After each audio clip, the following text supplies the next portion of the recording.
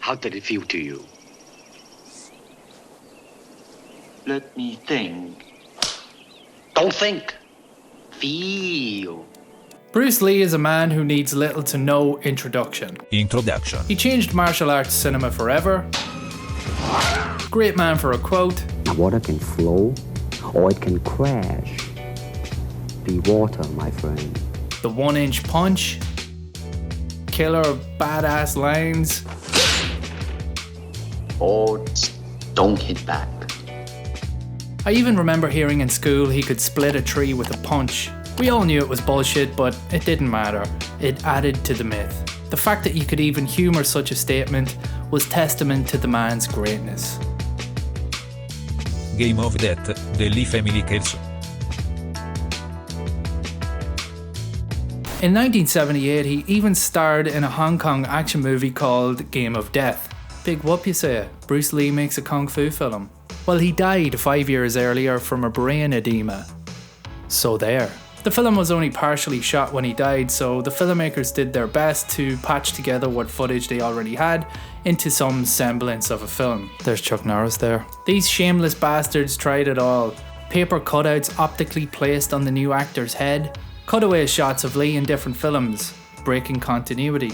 They hired 2 other Chinese actors to fill in for Lee in the hopes that Western audiences would be too racist to notice the difference. Another great scene there from definitely Bruce Lee. They even awkwardly shoehorned in footage of Bruce Lee's open casket funeral. Probably blur that bit out. And here's the incredibly respectful face spitting scene seconds later. Miss Morris? Audiences felt the film was in bad taste, trying to exploit the Bruce Lee name for a quick profit.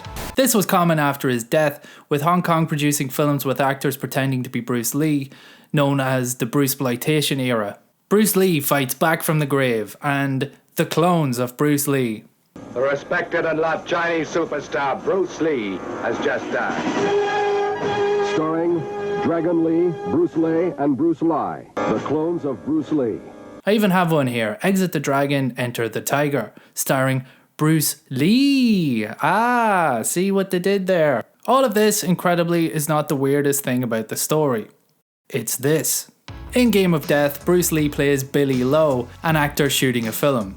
There's a scene where a stunt goes wrong. An assassin loads up a prop gun with real bullets, shooting the Billy Lowe character.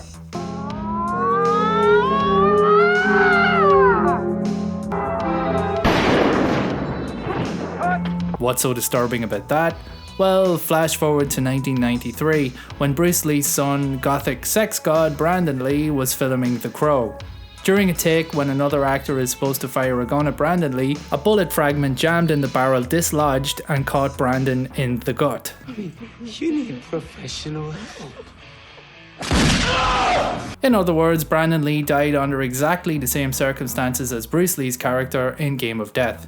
Technically, Billy Lowe survives and fakes his own death going undercover with a dodgy beard, but, you know, it's still pretty wild. Now, there aren't many films that feature a character getting shot on a film set by a prop gun loaded with real bullets. So the fact that Brandon Lee's father pretty much played out his son's death 20 years before it happened, while working on a film he would eventually die himself, is a coincidence so uncanny it inevitably caught the attention of the conspiracy theorists.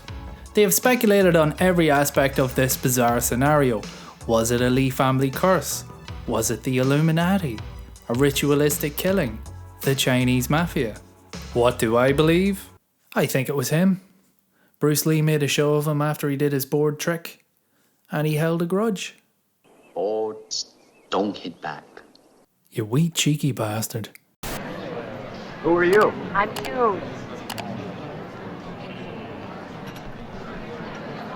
This is my new girlfriend. I'd like you to take plenty of pictures of her. Over here.